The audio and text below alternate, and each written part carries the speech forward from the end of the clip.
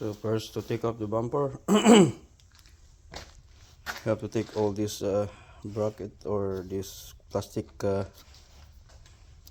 clips here. This,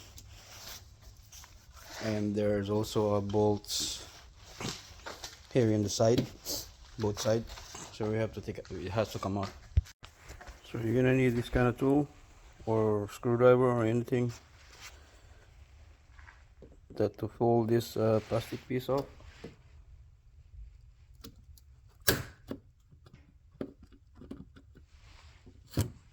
Like so.